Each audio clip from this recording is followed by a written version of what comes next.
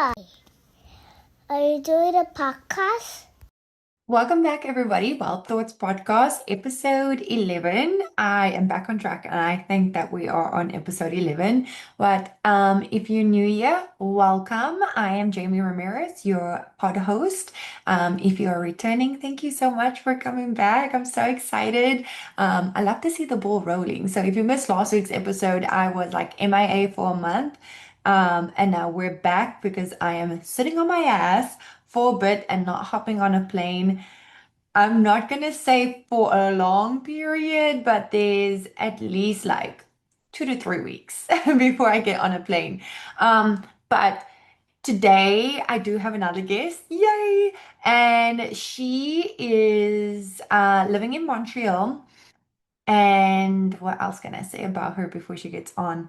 She is a blogger, she's a YouTuber, she's a self-published author, she's a speaker, a female mentor, and advocate for women's empowerment, and she runs the social media for women in leadership. So I'm so excited. Thank you so much for tuning back in. I always appreciate, the outreach. I love meeting new people. I love having my guests on the show. And if you've been following, or if you're new here, like I said earlier, I hate not having my interviews or guests in person. But actually, this season has been so fun because all my guests have been not within Texas. And so, unfortunately, I've just made do with what I can. And I mean, Zoom's been amazing. And so I hope you've been enjoying it. And if you do enjoy it, give us a like, smash that subscribe button, follow us on socials, Wild Thoughts underscore podcast.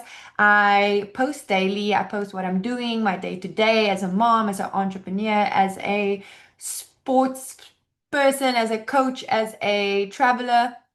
And so that's really like my real and raw content. And then I am back on TikTok, more of like being my silly self and the family vibes. And so, yeah, we love to see it. So let me welcome in our guest. So much, Urmi, for joining us on Wild Thoughts Podcast. I'm so excited to have you.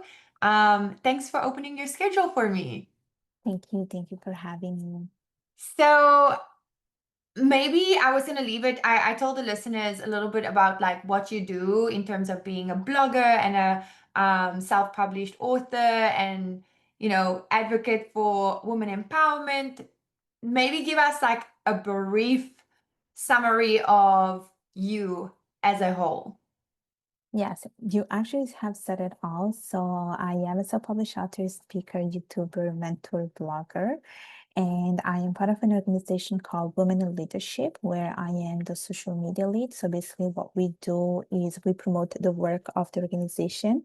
It's an organization based in Canada. And so we are providing the tools to the women in the community to basically climb the corporate ladder, to feel more empowered, to feel more confident. And I am part of the Victoria chapter. So basically, I am based in Montreal, but I do it for the Victoria chapter.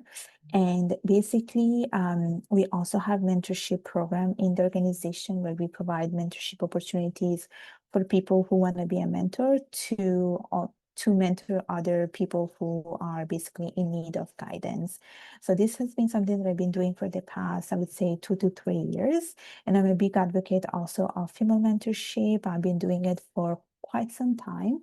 I mentor women of color, women who want to study finance, students. So this has been pretty much the work that I've been doing outside of my 9 to 5. That's awesome. I love that. So do ladies have to sign up themselves, or do you also like reach out advertising the services to women?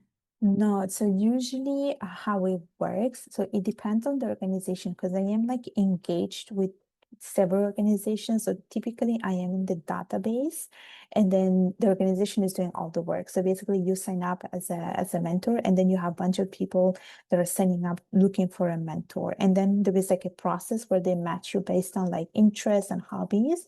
And once there is a match based on like your shared interest, then you have the introduction call. And then from there, you see if there is a fit. So usually there is like an actual long process to do that. So no one really reaches me out directly. It's more through an organization. Okay, so the organization is open to anybody from any background in terms of women specifically. And what would like, if I signed up with you, what would the day-to-day schedule look like, or how does it get scheduled? Do you meet once a week, once a month? Yeah, Yeah. usually it's based on the requirement of the organization. Some of the organization ask you to basically meet at least once a month for an hour. Some others ask you to meet at least twice a month for an hour each time. And usually the mentorship program is like a 6 months commitment. It's usually not longer than that. And some organization, like there's this organization that I was part of for 6 months, and now they're taking a break. It's called Empower M. Basically, what they do is a very structured program where you have a 6 months mentorship relationship, and then I would say every 2 3 weeks they have a workshop where there is a coach and she's basically explaining different topics. So we had like topics such as, I don't know, mental health, leadership. So in this way, both the mentor and mentee can also learn from this type of workshop. And then you have like an activity going on, and then after that you can meet up with your mentee and discuss a little bit about the workshop, what they have learned, and also how they can how they're progressing with their goals. And usually this organization, they provide you with all the materials. So basically they give you like a spreadsheet, they give you materials, and they ask you like, okay, this is what you have to follow. And they ask you like, what are the goals of your mentees? Write them down, short, medium, and long term. And then your job as a mentor is really to guide them and to have this kind of conversations on how you can help them to achieve their goals. That's awesome. And so does the program and like being mentored, is that specifically designed to help women like start their own business, or is it just in general, like even if they work in, like corporate offices, it's like how they can grow within their field of business? So it depends again, because Empower M is strictly targeting women of color. And there is no requirements in terms of like what your work background is. Like you can be a woman running a business, you can also be a woman working a corporate job, but the goal is usually to help the women with their career, whether it's running a business, being an entrepreneurship, or just working for someone. Mhm. But for instance, there is this other one which is called Dress for Success, which is based in Montreal. That one, for instance, is more specific also for women who are looking for a job. It's not for entrepreneurs or people who are like starting an entrepreneurship career. It's more for people who are looking for a job and who are trying to settle down in a new country, for instance. And then there is like women in leadership, which is targeting mainly women. And it's open to both women who are, running a company, but also a woman who is part of a company, like she's a corporate woman, basically. So it always depends. It's not usually limited just to a certain profile. We always keep it open. Okay. Well, that's very interesting. What would your biggest advice be for somebody that's not signed up to these programs? Like, if there's, a woman listening to this podcast specifically on this episode, and, you want to just give them some words of wisdom, what would be, your go-to? So here's the thing. I always say that every single person in this world needs a mentor. And no matter where you are in your career, you always need a mentor. But my advice would be to always look for a mentor. But once you engage in a mentorship relationship, to be proactive, because it did happen to me in the past where people would sign up, but then they would not show up to the meeting or they would not respond to emails. But I always say finding a mentor and being a mentee is an investment in yourself. Yeah. You are looking for guidance, you're looking to grow, you're looking to be better professionally and personally. So you're gonna get like the more you put into this relationship, the more you're gonna get out of it. So I would say be proactive, be disciplined, and be also respectful of the other person's time. Because the mentors are there. Usually it's a volunteer work, but we do it because we want to give back. And I think it's important to be respectful of that as well, that whoever is on the other side is really putting their heart and their soul to help this person. Yeah, no, I agree. And I mean, I'm not too sure if you are aware, but I have a business consulting firm, but I do a lot of work as a business coach and a mentor. And I target, or no, I don't want to say target, but my specific outreach is for women that don't have like a financial background, that they come from, maybe a trust fund or big savings. Just throughout my life, I've met so many women myself as well that didn't come from a wealthy family. And so I worked a full-time job while trying to be, my own boss and an entrepreneur. And sometimes there's a lot of, since becoming a mom, there's a lot of women that I've met that have become stay-at-home moms for Right. years, and then they are so scared to go back into, the working world because they've, now they have to compete against younger women, but also women that are fresh out of college or have been building themselves up the corporate ladder without taking this gap off. And so I work specifically with women that are too scared to enter into the real world again, but they have such a talent, or they've got, quite a big background within the knowledge of Mm-hmm. their field.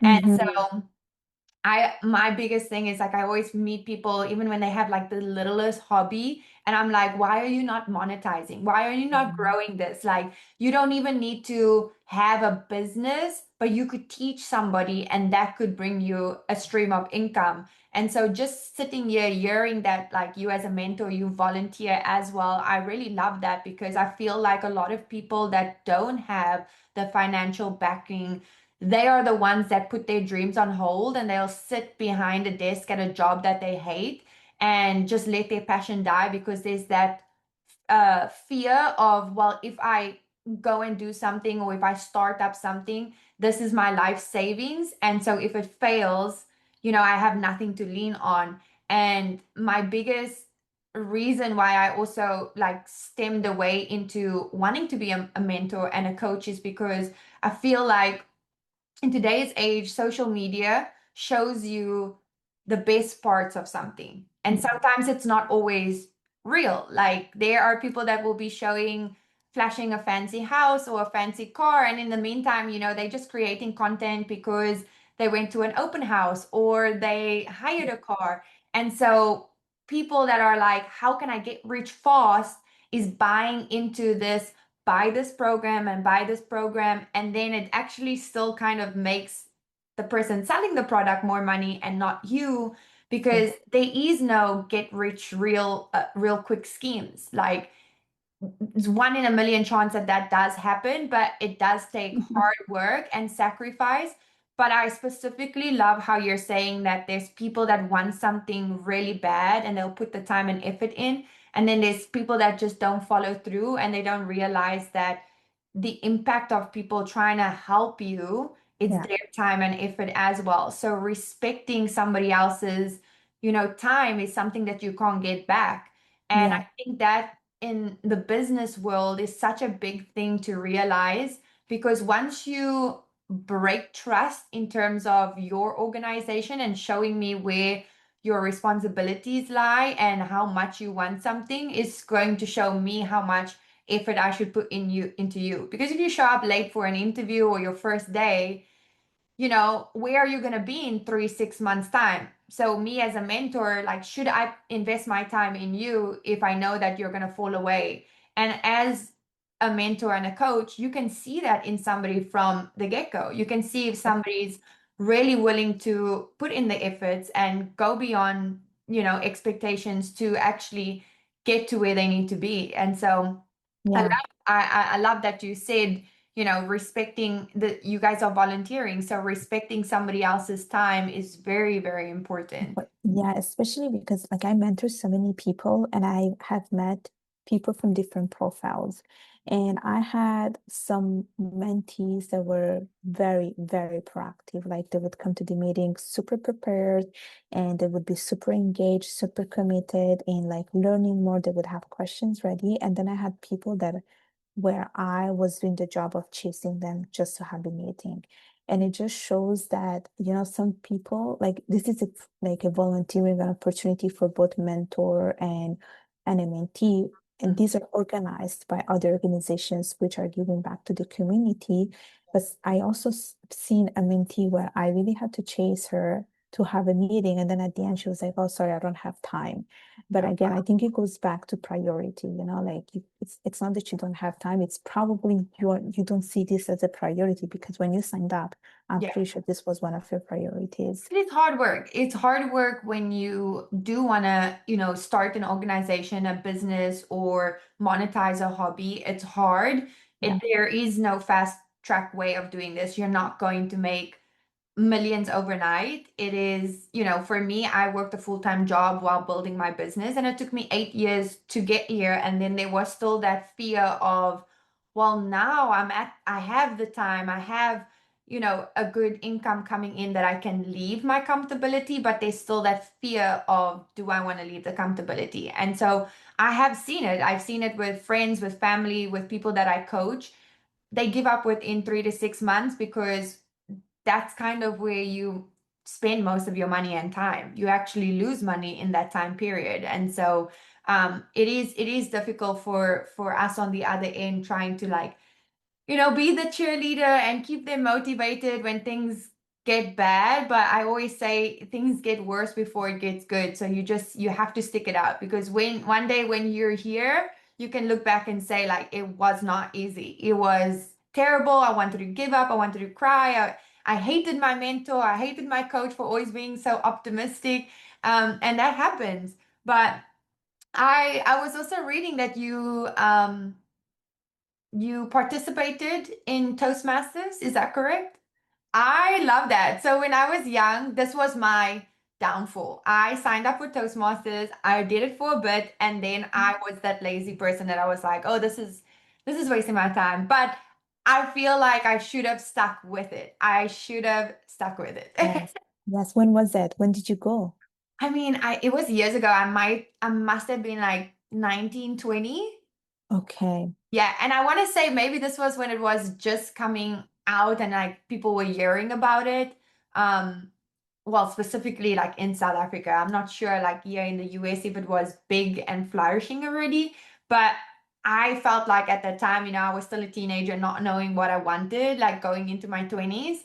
And I was like, oh, do I really want to waste like an hour on a video call with people I don't know? I don't feel like I'm learning something. But that's like a perfect example of what you're saying, is that, you know, it comes to a point where it's what is worth it. Like, do you want to stick it through as much as you feel like you're not learning something right now in this moment? Stick it through to the end, and see the end results, or you're like, oh, it's happy hour. I don't want to be on this call right now, and that can wait. And now looking back, and that's what I'm saying, and I'm speaking from experience because I was that person as well. I was that person that I didn't want to use my time elsewhere because Yes. I felt like it wasn't benefiting me in the moment.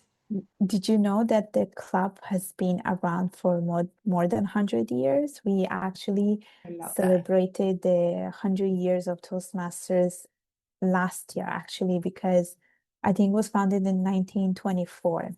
Wow. And yeah, I think so. You heard it when you were 1920. I first heard it also when I was, I think, 22. Mhm. And I was first part of it just because I needed something on my resume. Like I wanted to have an extracurriculum activity. So I was like, okay, this is a perfect thing. But then so I was part of it for like, I think 7 or 8 months. And then I graduated, started working, and I was like, I think I want to go back to Toastmasters because I could see the benefits of it only afterwards. Like I could see how it helps with leadership skills, networking, critical thinking skills. And it's not just a place for public speaking, you get to learn other things as well. And so I went back again in 2019. And I can tell you that I've seen a tremendous growth in me. Like I'm thankful to myself that I went back to it because I think at the beginning there's always that, you're always second guessing yourself. You have all these doubts. You're like, oh, I don't know if I should go. Then you like the fear gets to you, you're Yeah. speaking in front of people. but I'm afraid that I went, and I'm happy that I went, and I'm happy that I did all those mistakes because I feel like I wouldn't be the person that I am today. And I could see how it has also helped me, in other aspects as well, like doing this kind of videos, having a YouTube channel, doing actual speaking, or getting speaking opportunities as well. It has really helped with my confidence, and I've been part of it ever since. So 2019, now we're in 2025. So it's been a while. And you said like getting on a video call. I don't know if you met virtually, but we also have like in-person meetings where you speak in person in front of people and you get feedback. So you know Yeah. right away how you have delivered your speech. So it's like a peer-to-peer type of learning session. Yeah. I Yeah. want to say I know I signed up straight after high school for it, and then just of you speaking, I think we did it was like a short course through my last company. It was like a team building exercise that we did for about a month. And so I remember we had met in person, but it was obviously the people that we all worked with, and we were all on this training together with Toastmasters. And yeah, I remember like being so nervous at the time because I used to be a training manager. So I had to train people in person. I had to train large corporate junkies that have been in this field for so long. And in the beginning, I remember like I would be so nervous. And sometimes, like, when you gulp too loud and you use like and you lose and you don't think about it in the moment. And I will say, like it helped me specifically with certain things and just building a different sense of confidence. So yeah, I am grateful for the little amount of time that I've been in there. Maybe it will be something that I go back Mm. Yeah, to. who knows? It's never too late. There are Yeah. like it's honestly, it's never too late. No, it's not. I live by that. My mom was just saying the other day because she just finished working. She retired and then she was contracting for her company for a while until they found a replacement. And she finished, yesterday was her last day, and this morning she's like, I don't know what to do. And she starts cleaning, and I'm like, just chill, you worked your whole life. It's time to relax. And she says, oh, maybe I'm too old to learn something new. And I was, nope, No, no, no, no, you're no, no. never too Never. old. I mean, people that have built big things in their life only started maybe at 40, 50. And so you just never know what the time frame is. It can be your day to day at 60 years old, and so be it. It's funny that you're mentioning this because there was this volunteering activity I used to do where I would give friendly visits to this lady who was in her back in the day, she was closer to her 90s and she just needed friendly visits. So every time I would go and see her, she was always taking classes, reading books, and then she was always sharing the stories of her books. And she was telling me the same thing. She's like, I am 90 or 92 or whatever her age was. And she was like, I never stopped studying. I just love studying. So I feel like it's also important to build that mindset of being a lifelong learner, no matter what your age is. And that's how you keep your brain active. That's how you keep yourself active. And, like even for your mother, I feel like life has just started. She can do so many great things now. No, exactly. And especially because everything changes so fast. Like compared to when my mom was in her 20s to I was in my 20s and now I'm in my 30s. I feel like when she used to ask me things back in the day on, how to connect the VCR or the internet went down. I was on it. And now, like in my 30s, there's so many things that have changed that I feel like I'm technologically challenged. Like what is happening? I don't even go on Facebook as much as I do because there's so many things happening on Facebook, and I'm like, I need to like have a manual to understand what's going on. Yes, yes, yes. I feel you because I'm also in my 30s, so I know how you feel. So, you were saying, so you said that you are currently now in Montreal. Have you always lived in Montreal? Nope, nope, nope. I moved here in 2010. I moved from Italy. Okay. And so your background is Bengali Italian. That's And right. you Bengal. were born and raised in Italy? That's right. Which part? I was born in Sicily, but that's not where Interesting. I grew up Okay. partially there, partially Okay. there. Yes. And so how would you, describe your upbringing in your household, having two completely different and I would say very different cultures? Because I mean, I'm South African. My parents were both South African, but like living in the US, it's like so much different cultures going on. Now my husband is Venezuelan, I'm South African. So for our child, it's like completely Mhm. different cultures, but we love it. I also lived in the Middle East, and so I like to say to myself that I'm multicultural, cosmopolitan. Right. I've That's worked and so. lived with so many people from around the world, and so yeah, I think this is the first time I've met Bengali Italian mix. Oh, well, I guess hopefully I'm not the last one. Um, so my upbringing was very, I guess, adventurous in a way. I did feel a lot of struggle. It was challenging in certain ways because, I was born and raised in Italy, and I lived in different parts of Italy. I also lived in UK, now I'm in Canada. Mhm. But growing up in a household which is very South Asian and also completely different from the Italian culture, there was always a little bit of struggle in fitting in.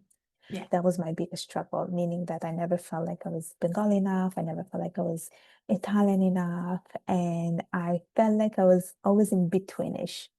I always felt like I needed to fit the box. I feel like I needed to find a place. And I guess it was also because I wanted to be accepted by whoever was around me.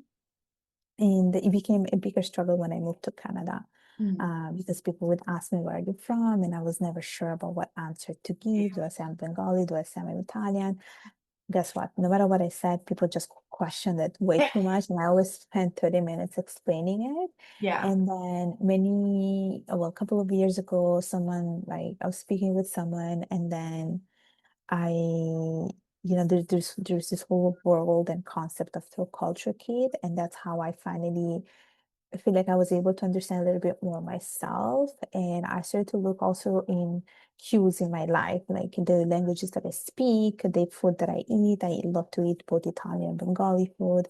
I speak both Italian and Bengali. And after doing some internal work, I finally came to this conclusion that I can just simply say I'm Italian Bengali without just choosing one. Fun. And so I really own my story. That's what I would say. Like I go very proud of my diversity.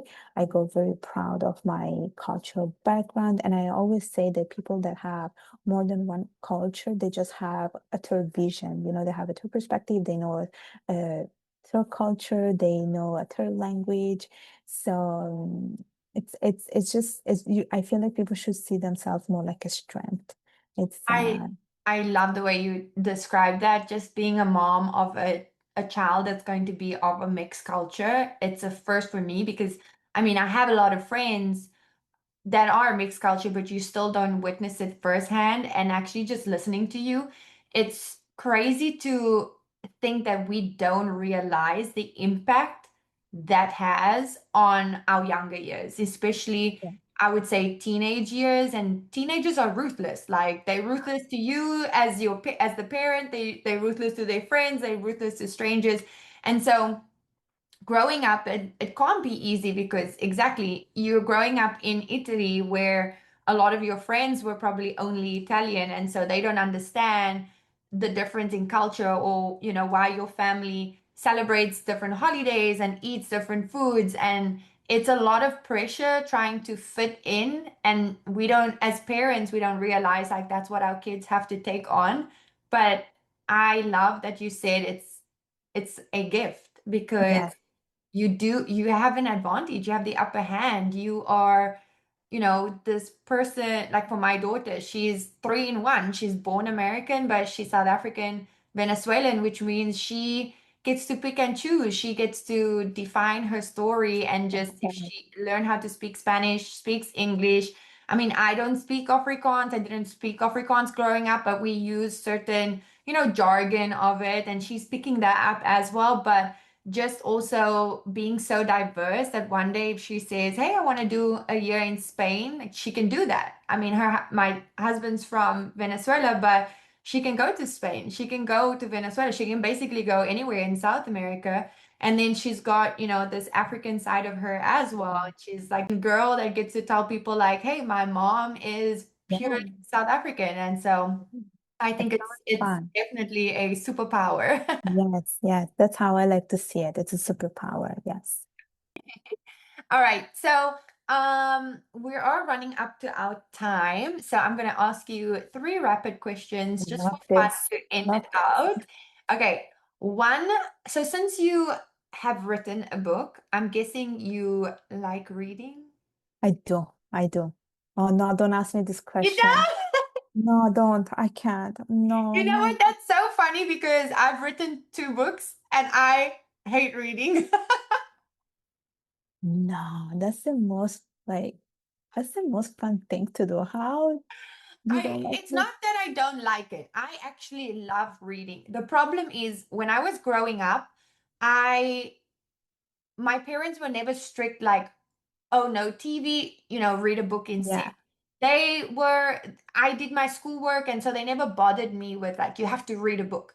And I wish they did because I feel like growing up, you create your personality based off what you see, like your parents do, your siblings do, and what is around the household. So the same thing is like, I am so bad at drinking water, but I'll always drink soda. And that's because we had soda every time we sat down and had a meal. My parents were never like, you should have a water instead and then you can have a soda. So I wish they did that. And I enjoy reading. The problem is it takes me ages to finish a book. I can get like halfway if I'm interested, like this, and then life gets busy and I will just forget about it. Right now, I have five different books next to my bedside table that I have not touched in probably 3 months, and they all one quarter to halfway. No, no, no, no. I wish. And I envy people that have that. They have like Hunger. vivid imagination that when they read, they can like see it, as well Yeah. as just being able to sit down and just read. Yeah. I envy that. I wish that was a talent of mine. That's the most beautiful thing I think about reading, that you can imagine it as you're reading it. Like if you read the fiction, of course. Yes, Yeah, it's like you're in another world. I love that. Okay, so here's my question. Oh no. What is one book you think everyone should read right now? Oh no. How about they read the book that I'm reading right now, which is called The Teacher by Frida McFadden. It's a thriller mystery book. She's very in right now, this author. Like she writes thriller and mystery books, and there's always this plot twist that you were not expecting. And that's like I love reading that kind of book. And she like you read her book and you're already immersed from the first page. That's how good she is as an author. So I would definitely say to read one of her books. Every Okay. single book that I have read did not disappoint me. I'm going to add it to my list of books to read. But you talk about plot twists. I love plot twists. Have you heard about this We Were Liars that has just come out? It's based on the book. Yes, by what's her name? Lockhart? Is it Lockhart? I read the book. I read the book many years ago. So I'm having I remember now what happened in the book, but I read Okay. it. So I haven't read the book first. I saw the hype on TikTok and I was like, okay, let me watch it.